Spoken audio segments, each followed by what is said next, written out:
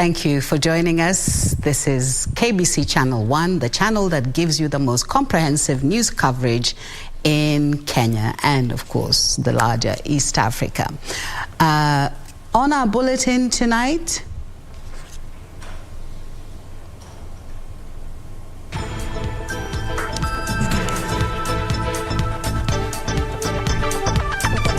the Supreme Court presidential results petition, 7-judge bench retreats to draft judgment as Kenya Kwanza leaders call for calm.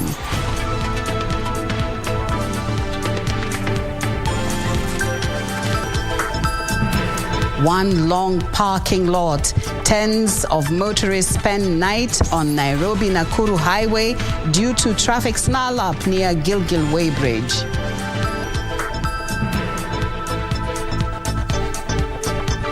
Cross-border peace. Leaders drawn from Kenya, Uganda, Southern Sudan and Ethiopia hold a cultural ceremony in Abim, Uganda.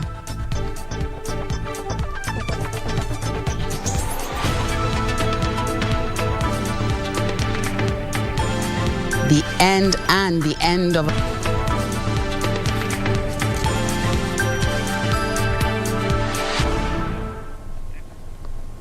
Thank you for joining us. This is the Legends edition, and my name is Catherine Kasavuli. Our sign language interpreter is Lensa Odingo.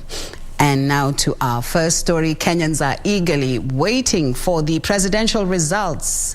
Petition verdict expected to be delivered this Monday by the 7 Supreme Court judges. The judges are currently in an undisclosed place to write their judgment. The Monday announcement will determine whether President-elect William Ruto will go ahead and be sworn in as the country's 5th president, or Kenyans will go back to the ballot for a repeat presidential election.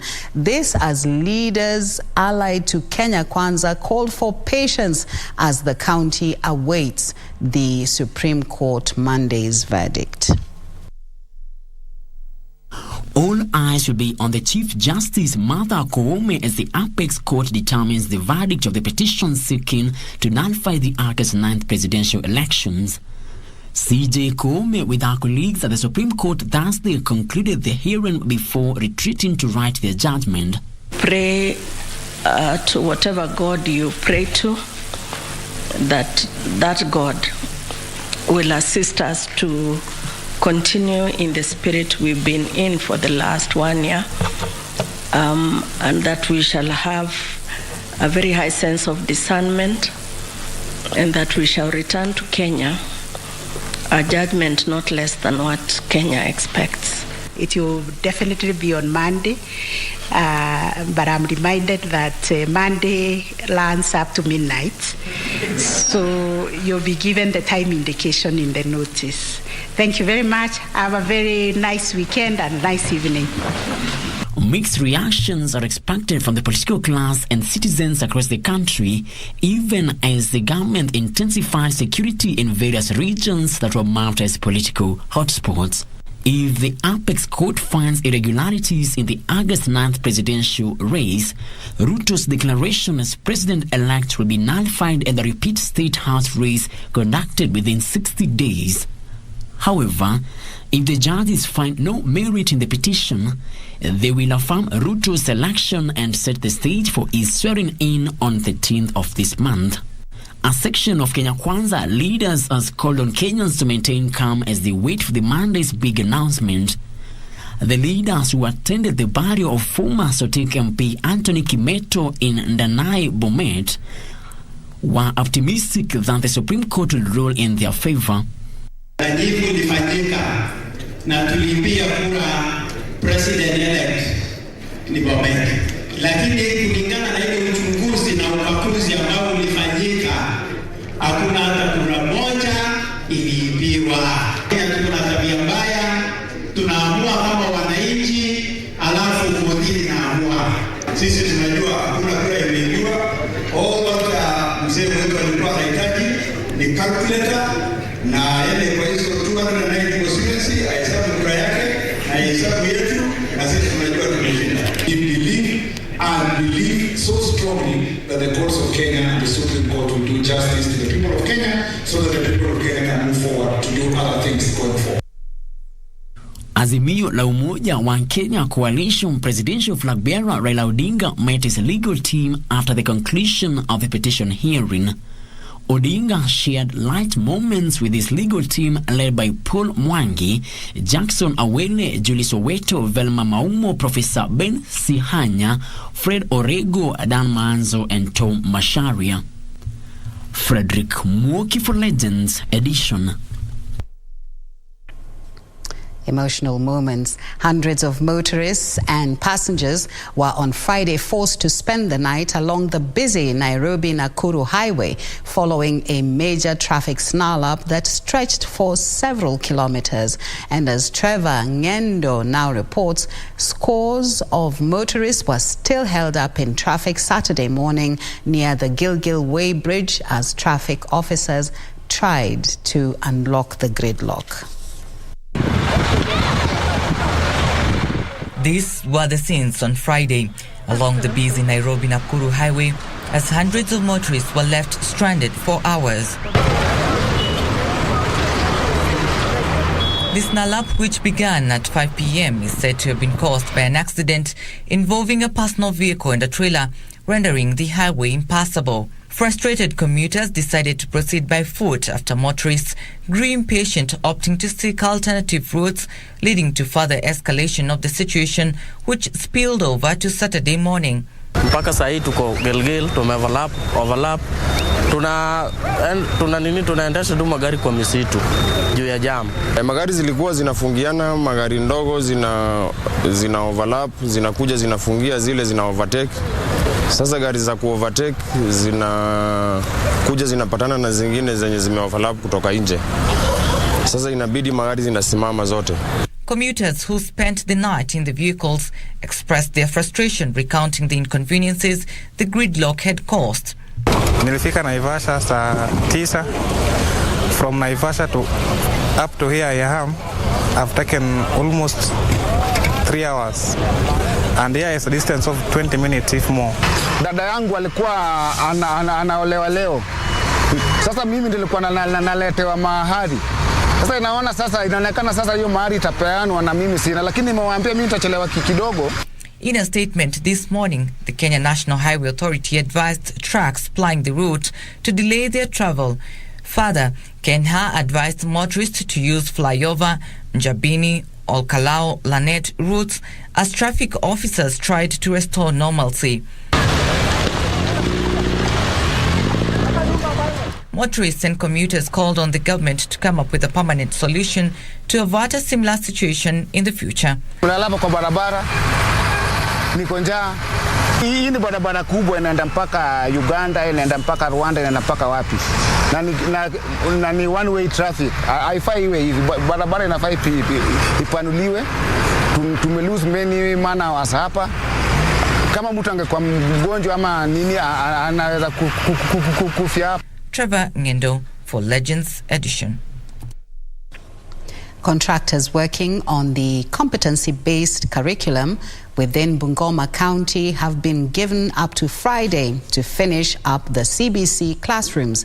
Principal Secretary in the Ministry of Education, Julius Juan, noted that the contractors were behind schedule, asking them to speed up the works and ensure the classrooms are completed on time. He added that some contractors were not able to complete the projects as scheduled and would only be paid for the work done. For us to encourage them, those who have complied and want children to select them, as we have put on our portal, to also go ahead, and a large number have complied. The Education CS at the same time said out of the contracted 10,000 CBC classrooms, 9,600 have been completed so far. In the cities like in Nairobi and Mombasa, a large number of primary schools have converted themselves to junior high schools by complying with what the government said they must do.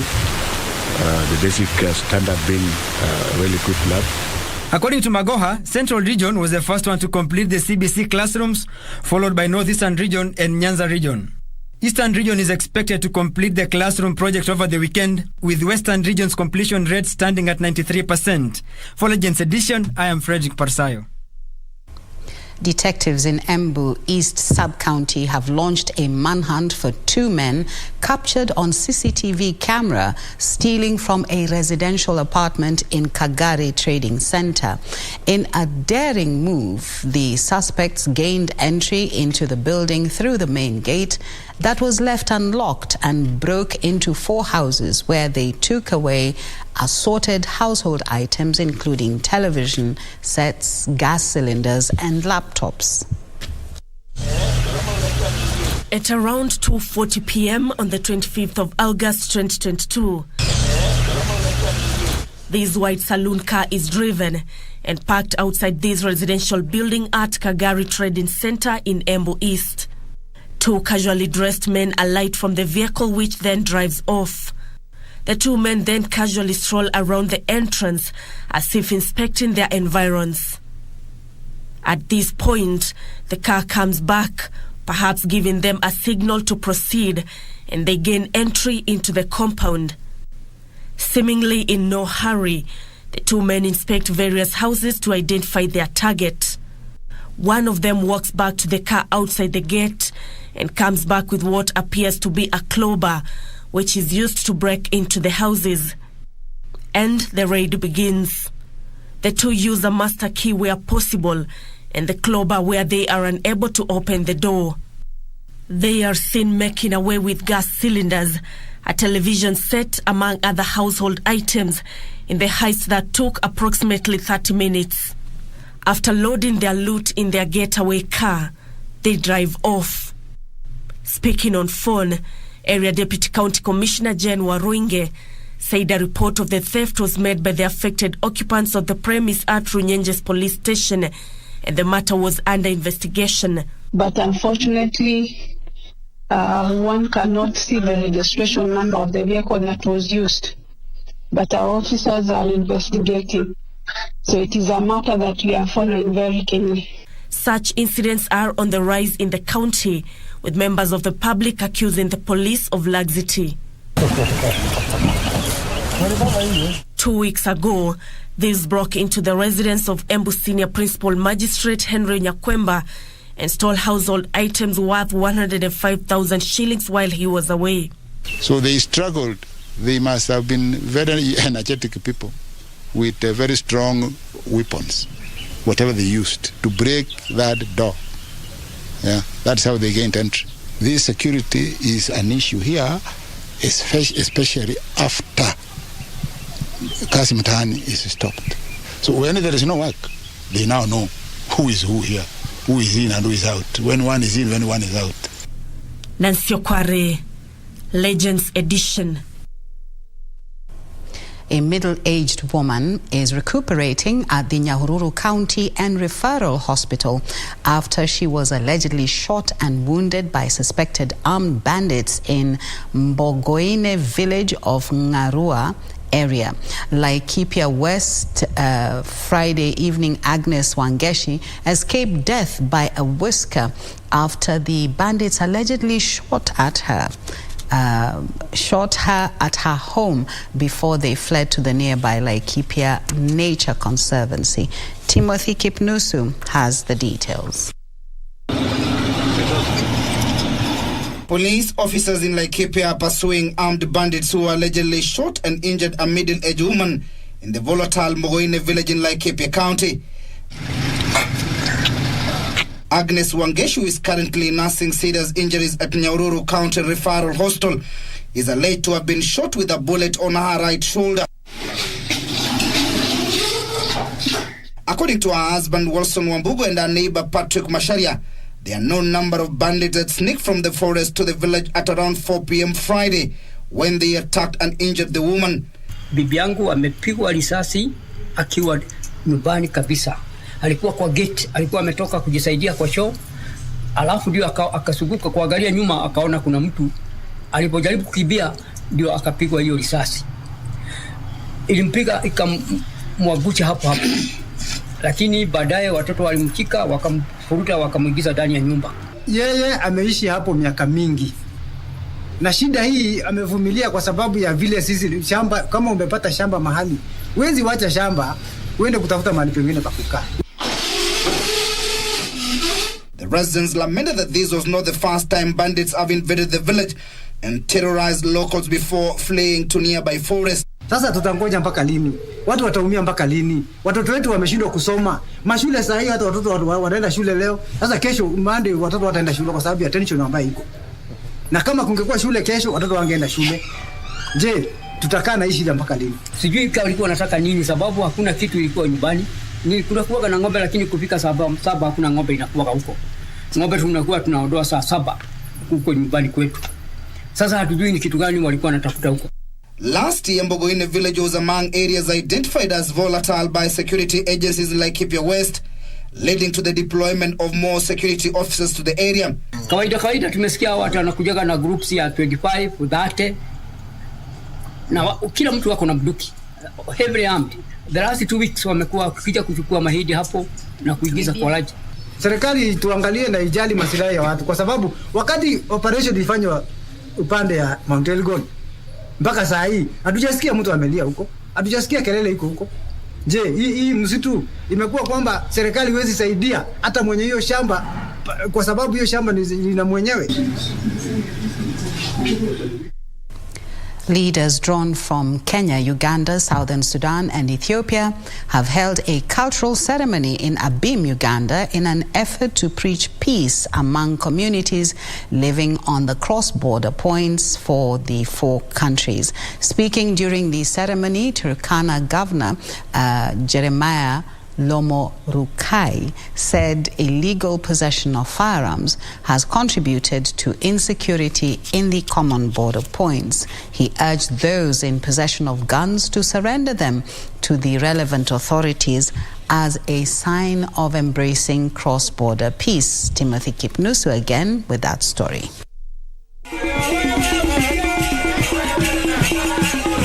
The cultural ceremony among the Aketer community in Uganda. It is here where leaders drawn from Kenya, Uganda, Southern Sudan and Ethiopia who attended the ceremony made a call for peace among communities living here. Without security, we cannot maintain neither our culture nor even a business. So I'm arguing that all the Aketer community, particularly the people of Uganda, Karamojo, the Turkana, the Toposa and the Nyangato, we need to embrace peace. Led by Turkana Governor Jeremiah Lomorukai, the leaders called on those in possession of illegal firearms to surrender. Personally, I support the disarmament process because I don't encourage these killings. I don't encourage maiming, raping, and unnecessary stealing from other people. Lomorukai has urged the leaders from the 4 countries to consider putting measures in place that will enable the communities to conduct their day-to-day business without any fear. We need to have a government that discourages this kind of thing so that we engage on peace dividends, engage on taking our children to school, trying to deal with issues of food security. We must denounce cattle rustling. We must bring the issue of sanctity of life so that people don't kill each other. We must ensure our livestock don't die because of droughts, that we can share water and grass. His sentiments were echoed by the chairperson of Abim province in Uganda, Major Retired Omar Arieda, who said that such cultural events will go a long way in building peace among communities living in the 4 countries. It is we the Karamojong, the people of Abim, to at least be the people who should really take us through to educate our young ones that whatever is going through is not the best for our future.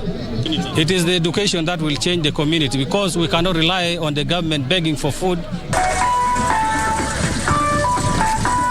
Meanwhile, the Borana and Gabra communities in Marsabit County have been asked to put their differences aside and live together in harmony. Kama jamii ya Borana na jamii ya Gabra, sisi ni kama kitu kimoja. Hatujawahi kusikia katika historia kwamba Borana na Gabra wanapigana. Lakini wakati hii wetu sio wakati wa baba zetu, sio wakati wa babu zetu. Liamua sisi sote yale yaliyopita tusahau na tuendelee pamoja kama samani na tudimishe amani. According to the residents, clashes between the two communities have affected education and development in the region. Wale wanaadhirika ni hii wale wako mistuni. Watoto wanakosa shule ni hii watoto wetu. Si watoto wa bunge, si watoto wa governor, si watoto wa councilor. Hata kuna siku hata moja watoto wao hawajaenda shule. Kama mimi ni mama na waeleza kila mama wasikie hii uchungu, hii usalama tutafute na kila namna. Bila amani hatuwezi songa hatua moja, jamii wakisozana hata kwa njia ya maendeleo. Timothy Kipnusu for Legends Edition. Students of St. Monica Chakol Girls and Colonia Boys High School say listening to Books Cafe show on KBC English service has inspired them to want to explore literary works over a wide range of issues beyond academia. Speaking during a live Books Cafe show at St. Monica Chakol Girls in Busia County, the students and the school management said the 1 p.m. show hosted by Hainga Okwemba has inculcated the reading culture among students and helped nurture talents. Kwa kuwa kutabasamu ni ugonjwa wa kuambukizwa, kwani nikitabasamu aliyenami atatabasamu. Scenes at St. Monica Chakol Girls High Schools as students live the moment. Piga mpira, jamani, ndio inaenda kwenye goli, turudishe nyuma jamani, ndio. That of witnessing their favorite literature program Books Cafe coming to them live on location. Principle of negritude, one of the fathers of negritude, awaiting the next champion. News that Books Cafe will be live at St. Monica Chakol, attracting the attention of a neighboring school, Colonia Boys, who also came to tap in the wisdom. Thank you for leaving your abodes and creating time to come and impact us with knowledge.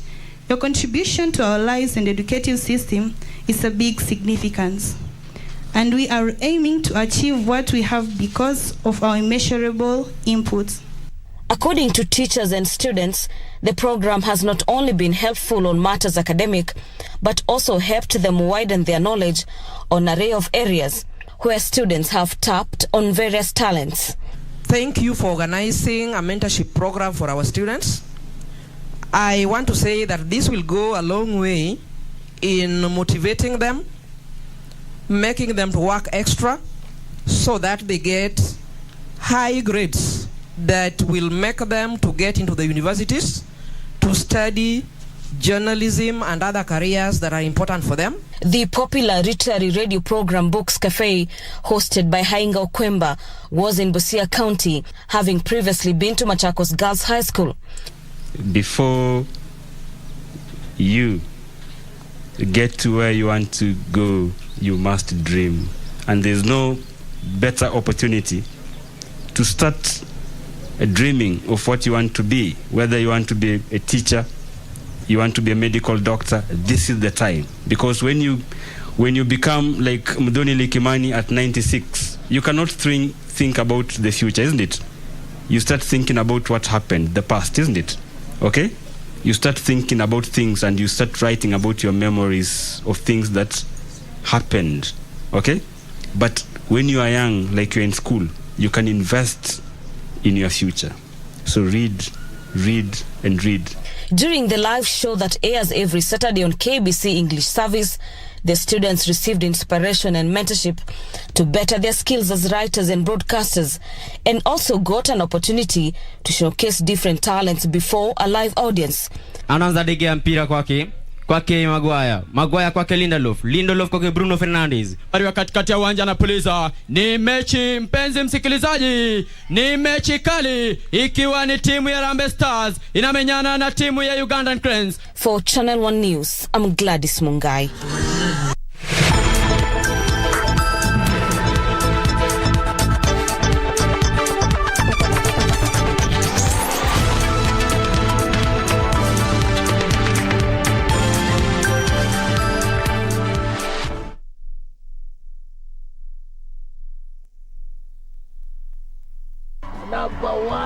hit.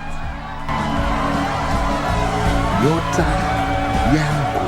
Mimi saa ile nimekunywa kabisa ndio naweza. Oh, just stop with the lie. I was saving enough to buy her first aid. How about you show up empty-handed and sober?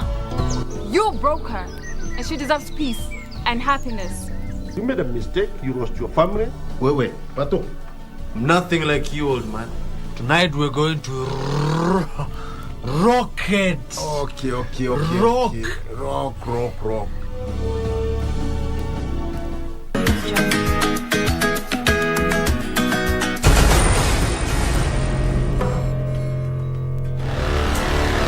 Hii issue iko serious.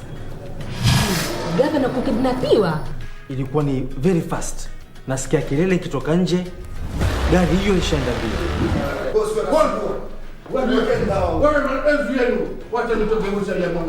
Kilichokuleta hapa ni kurinaribia mtoto wangu wewe. Ngoja makabdala. Vile vitabu viko wapi? Leta vitabu vyote hapa tuone. Vile vya hesabu vyote. Do you have a new story to share with KBC? Get in touch swiftly on email news@kbc.co.ke or call 0723-892-654 or 0734-780-124.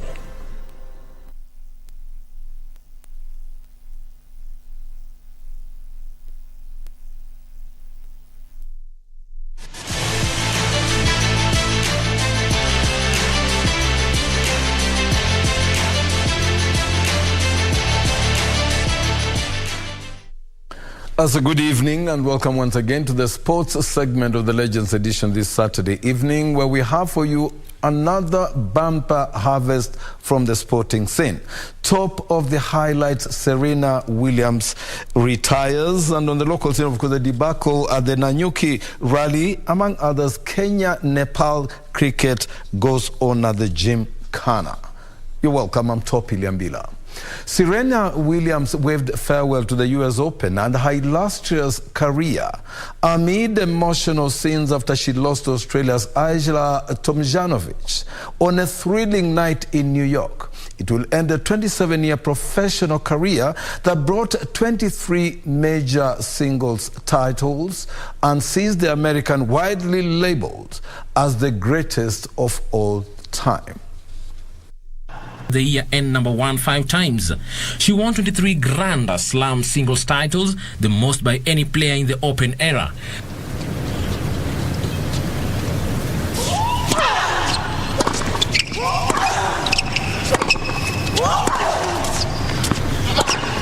Serena turned professional in 1995, winning her first major singles title at the 1999 US Open. Williams was dominant from the 2002 French Open to the 2003 Australian Open, winning all 4 major single titles by beating her sister Venus in the finals. Concurrently have become the leading light in the women's game, as well as the Williams household. I just was trying to take it easy because I said, hey, it's either now or never because I'm playing a 2-time Wimbledon champ and it's hard to beat Venus here. In 2012, she won the Olympic gold as well as becoming the first tennis player to achieve a career Golden Slam both in singles and doubles.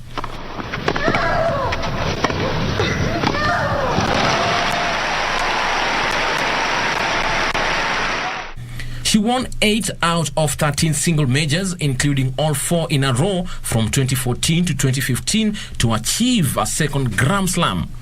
At the 2017 Australian Open, she won her 23rd major singles title, surpassing Steffi Graf's Open-era record. The 40-year-old also won 14 major women's double titles, all with Venus, and the pair was unbeaten in Grand Slam doubles finals.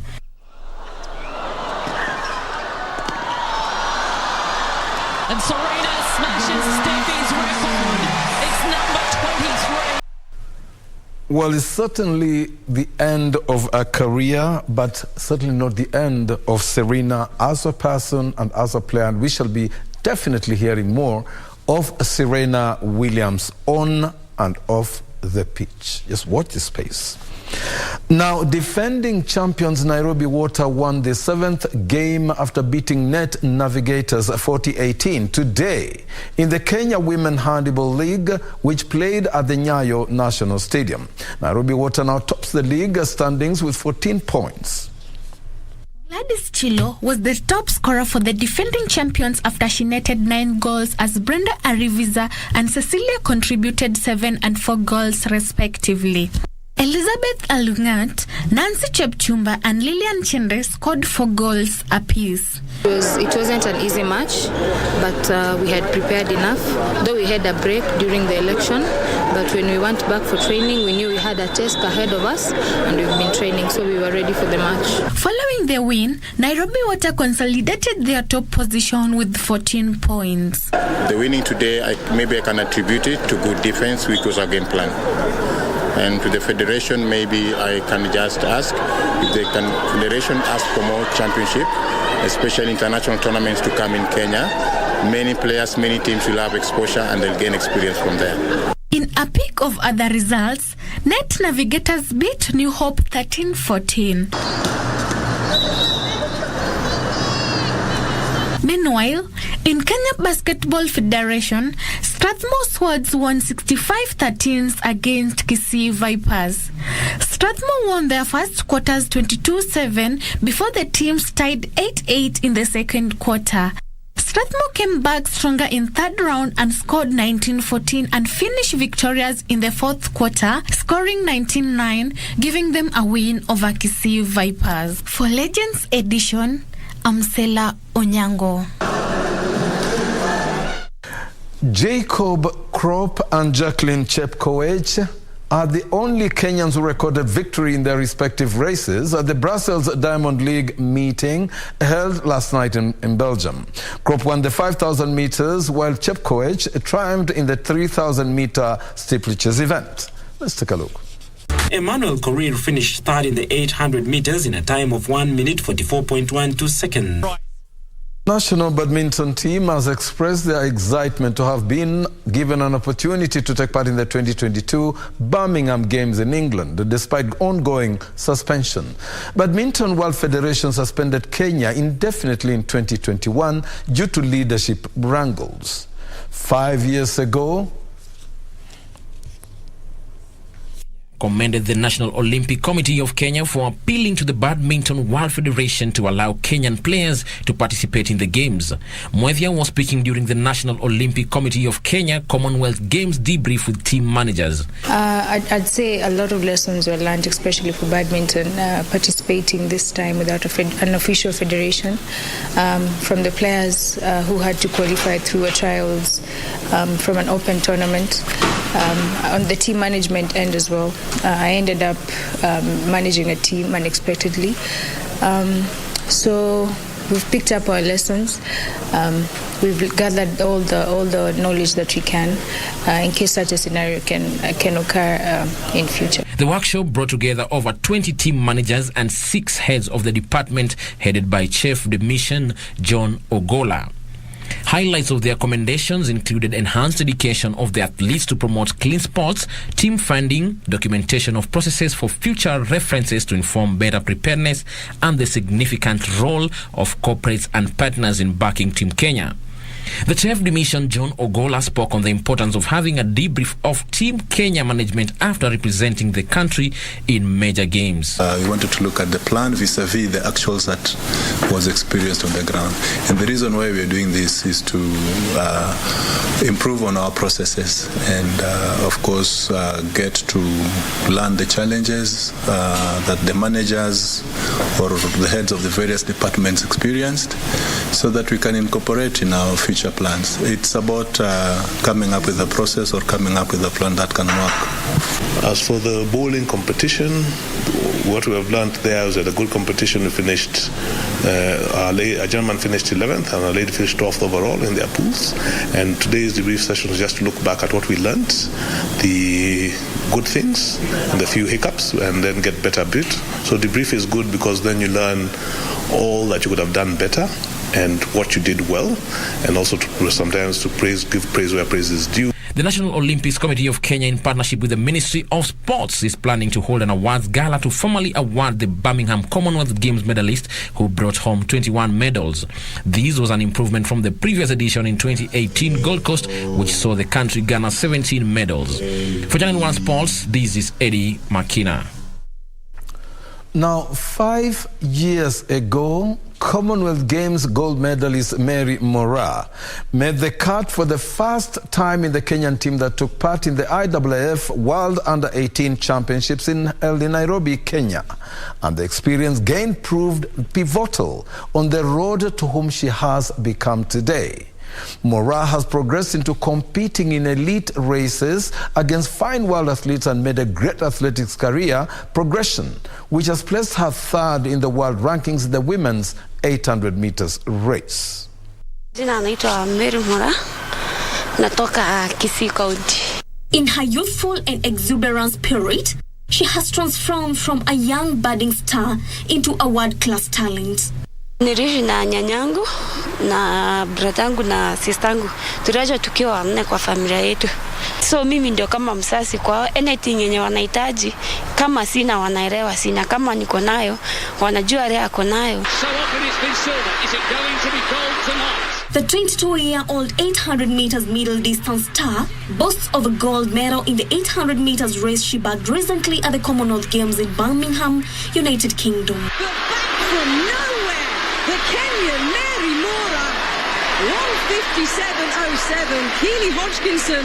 Kwa hii season yangu ya 2022 ichakuwa vibaya, nimefurahia na performance venye imekuwa. Mari nilianzia na mari nimefika naona si mbaya. At least niko somewhere nesa sema nesa jisaidia kidogo na nisaidie familia yangu. Kimbie na ile kiwango yenye nimetrain nayo ama ile shape yenye niko nayo. Juu end time huwezi jua naweza kuwa na injury. Sometimes unajua kama sisi ladies tunakuanga na challenges kidogo. And Hodgkinson thinks there's a gap and she's found it. Side by side. The young lady also bagged a bronze medal at the World Championships in Oregon, USA. Is just about going to hang on and become the world champion. Hodgkinson less than a step behind. And Mary Moraa completes the podium for the bronze. That was so much harder. Nisema nikiamka kama ni 5, huwa naendanga morning run like 40 minutes. Nikuje ni kunywe breakfast, then from saa 3 niingie kwa uwanja, nirudi nifanye 1 or 2, ningoje jioni niende maybe jogging ya 50 minutes to 1 hour. Going to move into second place. Is just closing slow. As a cup she wears at the 400 meters title from the 2019 African Under-20 Championships in Abidjan, and 3 times 800 meters Diamond League meetings winner. Moraa gets it on the line. 1:58.94, the winning time. Really good response there from Moraa, just as it looked as though. Mary Moraa is now eyeing being crowned the 800 meters world champion in 2023 World Championships, which will be held in August in Budapest, Hungary. Kama wewe ni mkimbiaji, utie bidii. Kama ni uwanja, jua tu chembe yako ni wapi? Ni uwanja. Kazi yako ni gani? Ni mbio. Yeah. But back from nowhere, the Kenyan Mary Moraa, 1:57.07. Keely Hodgkinson. What a strange way to do it. The dance of delight. Mary Moraa's story is an example of no human being is limited. Having come from a humble background to achieving the great milestone she has made in her athletics career can only prove that the only person limiting you to achieving your dreams is you yourself. Nora Mwangi for Legends Edition. A good report by Nora Mwangi. Definitely, this is one girl that is going to go places and she'll still be around for more. Well, Nepal got an unassailable 2-0 lead in the three-match one-day international series against Kenya, following a 17-run win over their hosts at the Nairobi Gymkhana grounds. After winning the toss, Nepal opted to bat and were all out on 230 runs after 49.2 overs. Rohit Kumar Pudel top scored for the visitors with 78 runs, while opener Dev Khanal added 37. Vuraj Patel and Shem Ngoche took 2 wickets each. Kenya was unsuccessful in their run chase as they were bowled out with 13 runs after 46.3 overs. Rakhi Patel was topped Kenya's scores with 81 runs, while Nelson Odhiambo had 28 runs. Dipendra Singh Aire took 4 wickets, while strike bowler Sompal Kami took 3. The third and final one-day match will be played on Monday at the Nairobi Gymkhana grounds here in Nairobi. Now, I know that, we normally have a lot of interesting stories from any event and any competition. But this time, the Nanyuki Rally, which is the Kenya National Rally Championship, has a story of its own. Can you imagine a winner leading by 5 minutes, 12 seconds, and then gets not the nod for the winner? Well, Kenya National Rally Championship leader Karan Patel has been declared the winner of the Nanyuki Rally 2022. Following the disqualification of Raji Singh Varij. Varij, the 209 Pirelli Star Driver finalist, had won the Nanyuki Rally group leg after leading from start to finish, but suffered the steward's axe when the final classification of the rally was made official. The Minty Motorsport crew of Barij and Ravi Soni were reported to have failed to report at Control 6B at the end of the rally in breach of Article 24.2 of the National Competition Rules of Kenya Motorsports Federation, whereby the verdict is disqualification. Varij had beaten Karan by a huge 5 minutes, 12.4 seconds margin. Following the changes, which also included disqualification for the second place Hamza Anwar, Jasmine Chana moved to second position, while homeboy P.S. Dakin took third overall in a Datsun 280Z.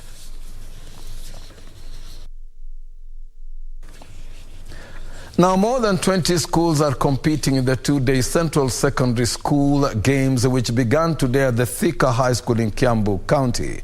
The schools are competing in more than 5 disciplines, including football, basketball, hockey, handball, and netball, with the winners set to represent the region in the national games expected to be held in Nakuru County. As a breather to the squeezed academic calendar, secondary school students from Mount Kenya have taken time away from learning to engage in co-curriculum activities. The students who have been struggling to cover lost academic lessons when schools were closed over emergence of COVID-19 are now participating in regional games aimed at developing their talents, besides helping them to rest after a strenuous academic period. Some of them, it helped them in future career, and some of them, at least it is a breather to the learning in classes. So these activities, when we see them relaxed like this, we are very happy because we know they will concentrate in class. The students are engaging in different disciplines, namely football, basketball, hockey, handball, netball, and volleyball, with the finals expected to be played tomorrow. Winners in the two-day event will represent the region in the national games expected to be held in Nakuru County.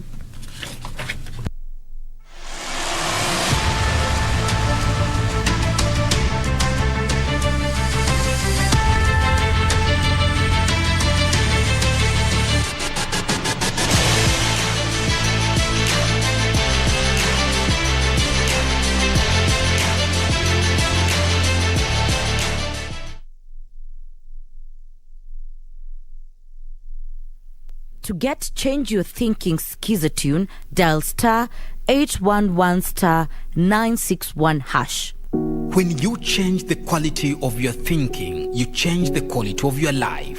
Sometimes instantly, just as positive words can make someone calm, smile or laugh, your thoughts will react to the world in real time. So, change the quality of your thinking. Dial star 811 star 961 hash. Star 811 star 961 hash.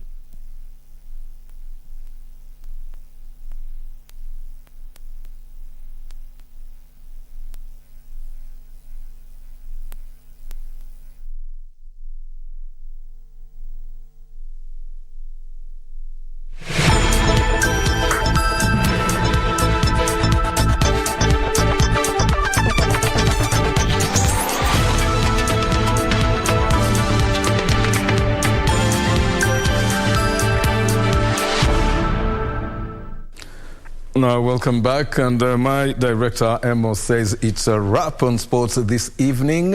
And, of course, I hope you enjoy the sports reviews. And, of course, there's one girl out with the career out, but there's many girls coming up, like our Mary Mora. Catherine, I think, I'll wrap up and find out. But this it's been top Iliam. It's been a great day. Now, Catherine, what do you say? Well, I'm a bit surprised that Serena Williams is retiring. You know, she still looks very agile, very, very sporty, and we're going to miss her on the tennis court. But of course, we also say thank you so much for her great contribution. Next, we want to bring you the Living Legends edition, and this today, Fayaz Qureshi is conducting the interview with music producer, manager, and curator Tabu Osusa. Please welcome. I'm Catherine Kasavuli. Our sign language interpreter has been Lensa Odingo.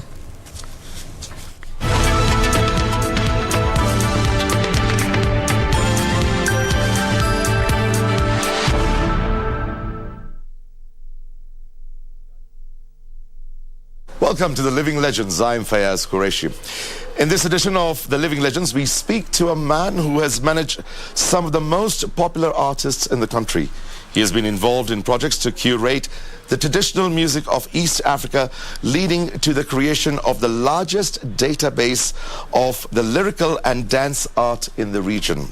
And to top it up, he has led a team that retraced the roots of Kenyan music since 1946, a project that led him to being honored with the Order of Arts and Letters by the French government. On the Living Legends tonight, we hear from music producer, manager and curator Tabu Osusa. Tabu, welcome. It's great having you here on the Living Legends. Thank you, Fayaz. I'm glad to be here, the program of the Living Legends. And it's my pleasure to welcome you to the Go Down Art Center. It's quite unique, this whole surrounding here. It's absolutely awesome. I'm loving it. So let's start off with your early life and education. Well, I was born in 1954 on the southern shores of Lake Victoria in Kenya. And then when I was 10 years old, I moved from Kenya to Uganda in Tororo under the care of a Catholic priest. That was in 1963. And then in 1966, I came back to Kenya and joined St. Peter's Seminary in Mukumu, studying to become a priest. After high school, I thought that maybe becoming a priest was not really what I really wanted to do. Mm-hmm. So after high school, that is 1974, I taught briefly as an untrained teacher, but I believed also that that was not my calling. So just with a few hundreds of shillings in my pocket and a backpack, I decided to go to Congo. So I took a bus to Mwanza, took a train to Tabora, and then ended up at Kigoma. But unfortunately, I didn't have a passport, so I could not cross over to Kalemi from Kigoma because this is the vast Lake Tanganyika. Yeah. So I had no choice but to come back to Kenya. So I came back to Kisumu, and I was a good student of history and geography. So I said, I'm going to still go to Congo, but this time I'm not going to go where there's a big body of water separating East Africa and Zaire, as it was not then. So this time I went to Kampala via Busia. I went up to Arua. From Arua I went to Aru. Then I still had a problem with my papers, but then those days it was easy. I went to the DC in Arua, and they gave me proper travel permit that made me now close to Aru. Aru is in Zaire. Right. From Aru, I went to Bunia. Then from Bunia, I went to Kisangani, where I taught English for 1 year. I then took the boat ride. It's a very famous boat ride from Kisangani to Kinshasa. It takes 7 days, actually. When I ended up in Kinshasa, I met a Kenyan called, they used to call him Via Ben. His real names were Ben Nicholas Apudo. He was a great saxophone player, And he had left Kenya for Zaire those days in the late 50s, I think 1959, with a band called City 5. And Ben Nicholas was also married to Fadhili Williams' sister, called Esther John. Wow. So these are the people who took jazz to Congo. So when I met him, they were shocked. Said, "Hey, young man, what are you doing here?" I just said, "Well, I just being adventurous and I've ended up here." I said, "Fine, what do you want to do?" I was not really sure. I said, "Well, I'll teach you a bit about music." So actually, he's the one who introduced me to music. It was Ben Nicholas who did that. Okay. Without him, he's the one who taught me all the techniques of music management and the business of music. Yes, now you came back to Kenya and the music scene was changing. You came around 78 and you're slowly getting into your 80s at that point. And you've got, must be a bit of a shock for you because you had DJs replacing live bands, an explosion of new genres. And tell us about that experience in the 80s. I think when I came back in the 80s, music had not changed that much. And even if it had changed, I did not know it because I was not in music before in Kenya by then. Anyway, but when I arrived in Kenya, I joined a group called Laikipia. Yes. Laikipia were performing at Garden Square. And run by Armstrong, Kasuku. So when you say you joined them, would you join them as a musician or as their producer? I joined them as their manager. As their manager? Yes, because I just arrived back and then I met them and said, wow, in fact they thought I was Congolese. That time I was quite influent in Lingala, you know. Right. So I met Samba Mapangala, was the leader of the group. In fact, there were three vocalists who were leading the group. There was Samba Mapangala, there was Majo Madule, and there was Pele Ondindia. Okay. And I told them, well, you guys, you sound good, because during that time when they were performing at Garden Square, there were two bands. There was Laikipia and there was Mangelepa. Mangelepa, yes. But you see, the Laikipia fan base was mostly university boys who came from across the Nairobi University, right. Danced to the music by around 8 p.m. They had all gone back to their halls. And then now the real action started with the orchestra Mangelepa, who are like the main band, because they were the ones who had a big following of the middle class. Okay. All the salaried guys, people who were the burning power. So Laikipia would be like a curtain raiser, and then Mangelepa would come, exactly. And the real action would start. Yes, and I didn't like that. I said, look, you guys, we can give these guys a run for their money. I mean, because all you have to do some nice old school rumba. And for us to do that, I told them, we need to add more members in the band. And these guys were very protective of their own, and there were very few people. I told you there was Samba, Majo, Pele, Nicky Joe played the bass, and then there was the drummer was called Fostao. They were not really happy about me trying to bring in people more. So actually they fired me. That's interesting. Yeah, I left the band in 1979. I didn't even take that long. And then Samba joined me. We regrouped and picked a few members from the former group known as Banangenge. Okay. Yeah, there was Fataki Lokasa. There was Jojo Ikomo, who worked with us briefly.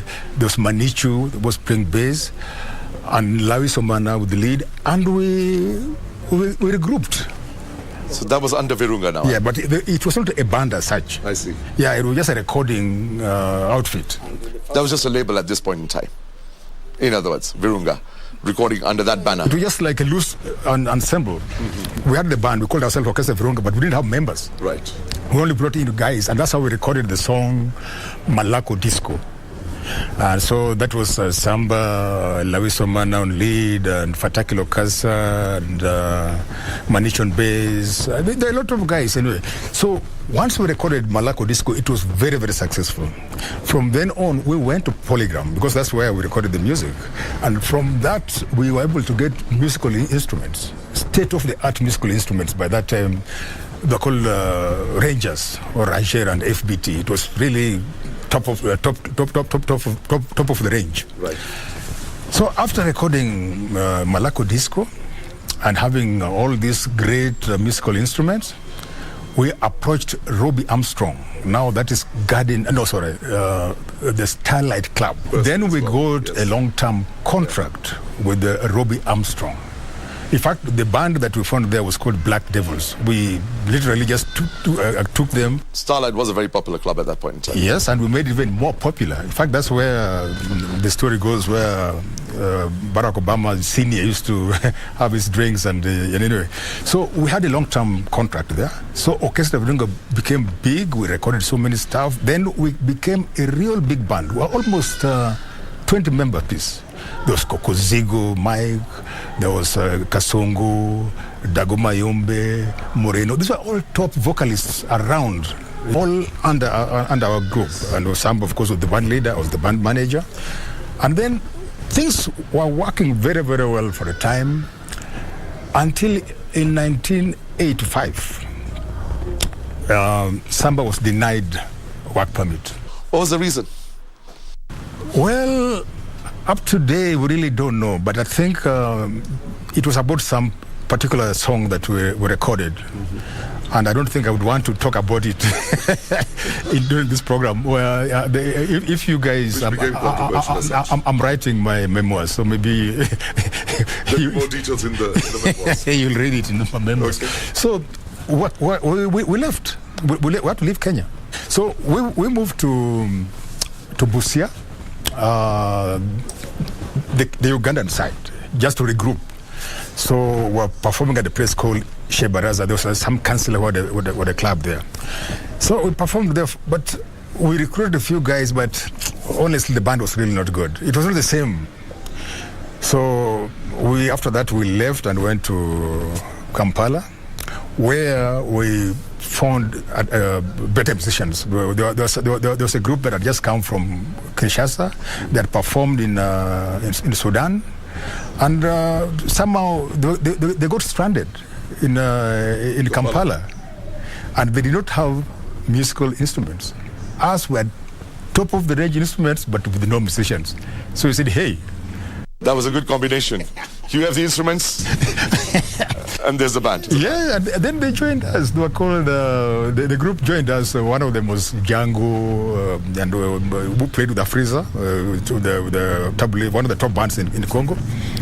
So the band became very good. We were playing at Club Clouds and many places, but unfortunately, there was the war.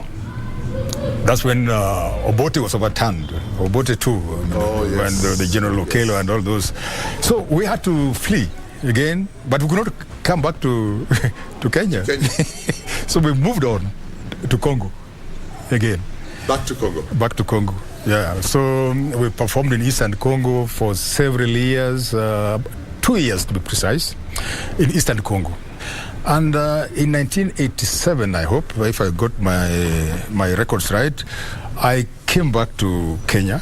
Okay. And then I went to Garden Square again and found Armstrong Kasuku.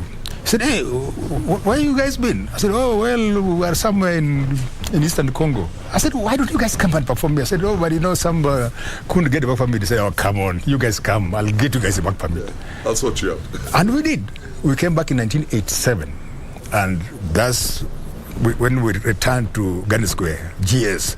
And that's the time when we recorded the song, really our best time. And then we started touring in Europe, continental Europe, the UK, made more songs, and became really big.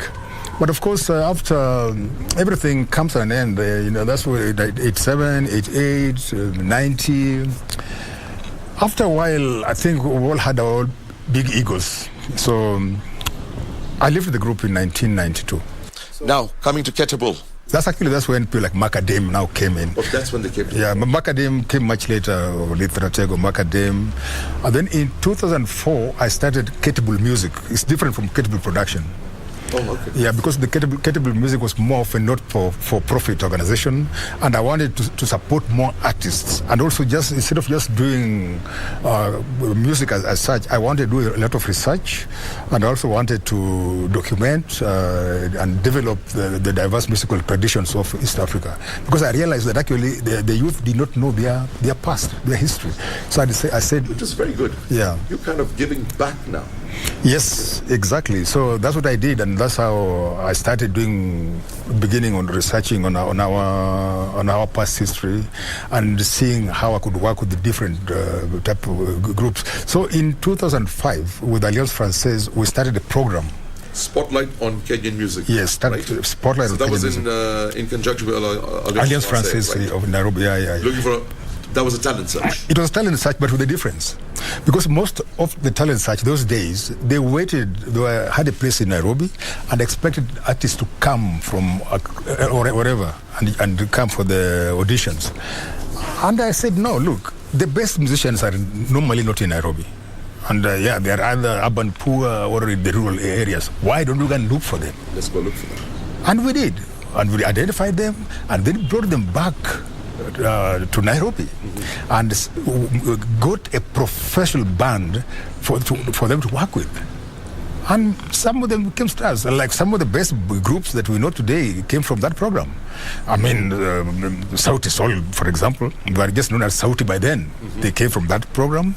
Macadam was also part of that program. There's Juma Tutu. There's so many artists. Mutinda, Gargar. People don't know these facts. Yeah. The contribution has been immense. Yes, there's a group called Gargar. That's Somali ladies. They're fantastic. They've been won awards in France. Even and just recently, like this year, they just came from Reunion Island.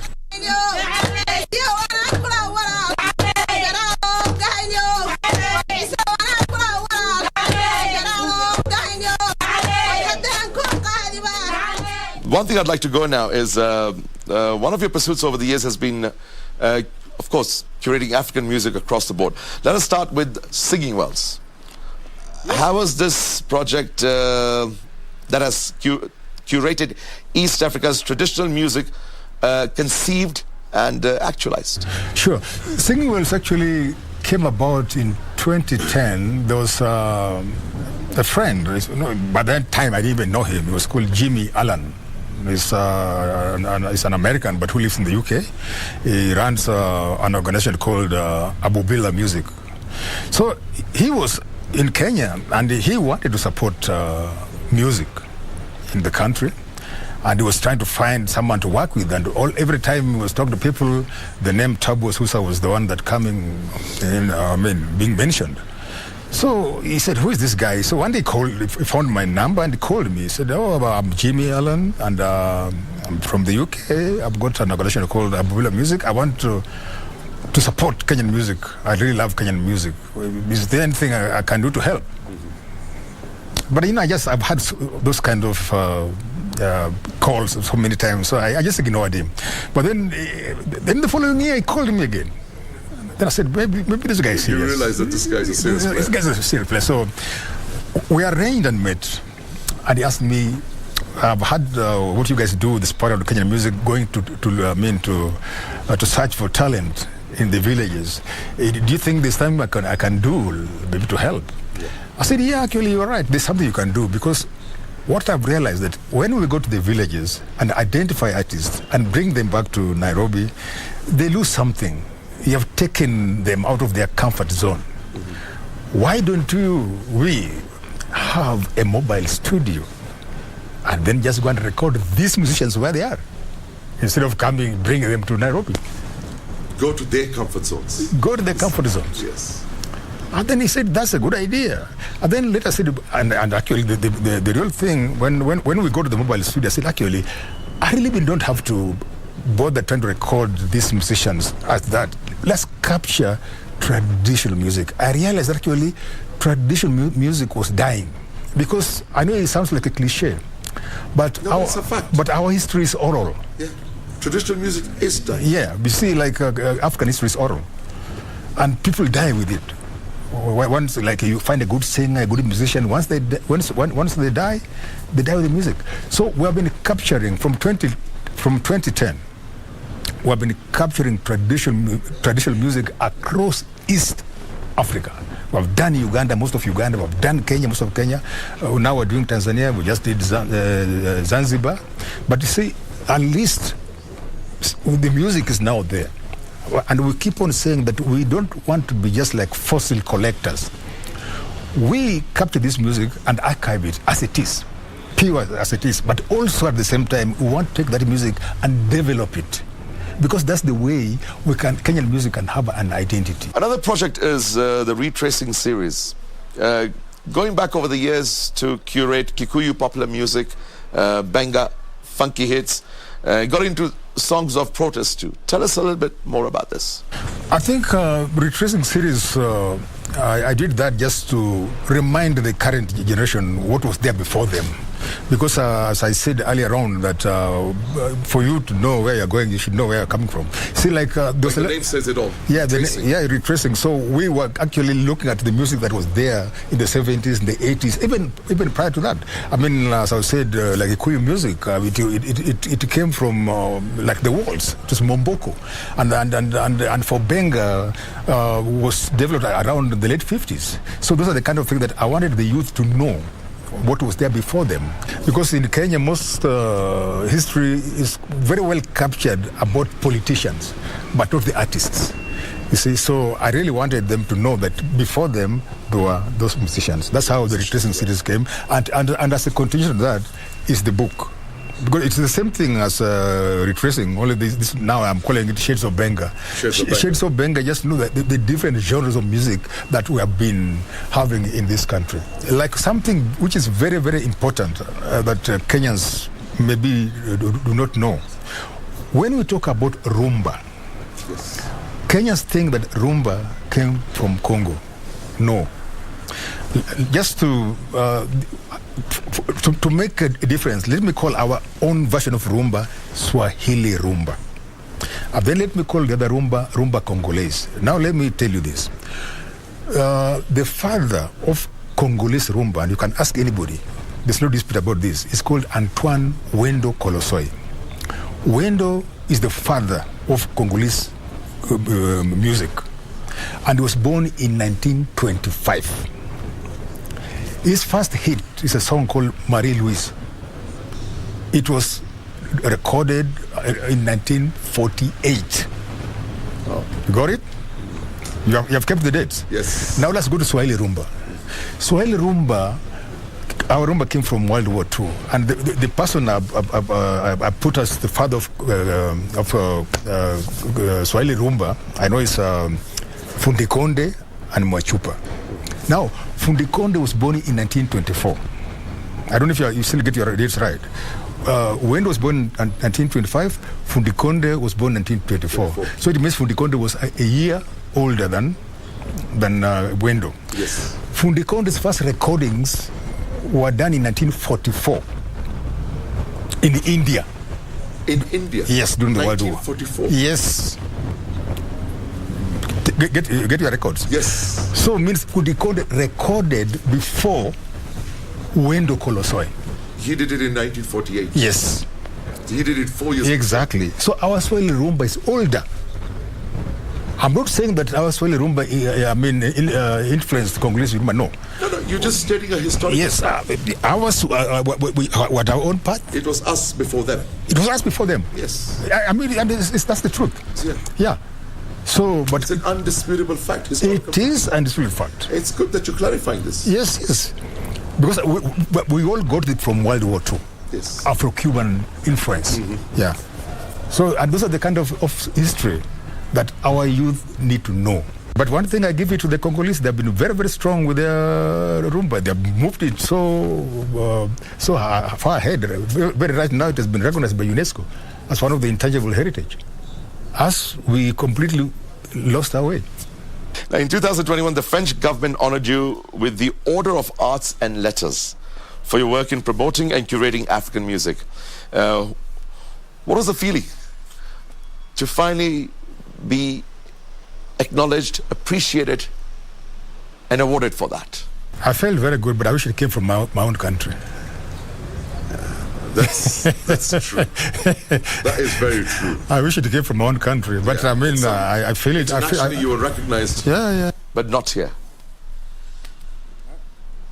I don't even have the words. That's extremely sad. What's the future for African music, and how do we keep it? The future. Keep it alive, or in our form of flavor? The future is just simple. We just have to go back to the drawing board. You see, like, we have got such diversity of musical genres here. As I was saying earlier on, there's Momboko, there's Benga, there's Chakacha, there's Tarab, there's Omutibo. All we need to do is for the youth to stop being lazy. Take that old form of music and make it current. Yeah. It's to repeat myself, but something like Momboko has got Western roots. Mm-hmm. It came from the waltz. Right. So it's so easy for the young musician to take Momboko now and get jazz out of it. So the thing is, you can take any genre, but infuse it with the local... music has no boundaries. It has no boundaries. Take it, but infuse it with your own to make it really... You have to domesticate it. And that's what we are failing to do. I repeat myself, we have got skilled musicians, very skillful. But honestly, they have to address the elephant in the room is the identity. So I believe, you see, like music like Ohangla, even Tarab, Omotibo, these are beautiful music. But the problem that they are very raw. You find that the people who play this kind of music are musically illiterate. They're culturally literate but musically illiterate. But the people who are musically illiterate are culturally illiterate. They must balance that. You must balance that. Yes. Let's hope your vision and dream comes true. Thank you. I hope so. It's been great speaking to you. You are an absolute legend. I must shake your hand. My pleasure. Thank you very much. Thank you. It's been an extreme pleasure speaking to Tabu Asusa. He has managed great acts like the Samba Mapangla-led Orchestra Virunga, Macadam, Susanna Owio, and the Nairobi City Ensemble. The French government honored him with the Order of Arts and Letters for his work in curating African music. The Singing Wells project is one. The retracing series on Kenya's funky hits, songs of protest, Kikuyu music and Benga all stand out. Thank you very much, Tabu Asusa, for gracing the living legends. Thank you for watching. I am Fayaz Qureshi.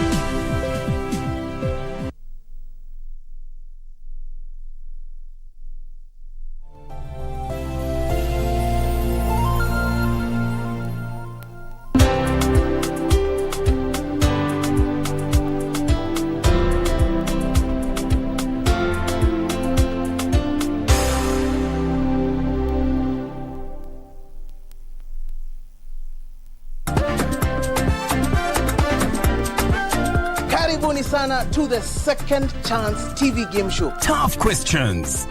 Virunga National Park is located within which mountain ranges? Aberdare. Aberdare? Is that your final answer? Tough challenges. 3, 2, 1, go! It's a survival for the smartest. 10 seconds to go. Who is the current president of Malawi? Jakaya Kikwete.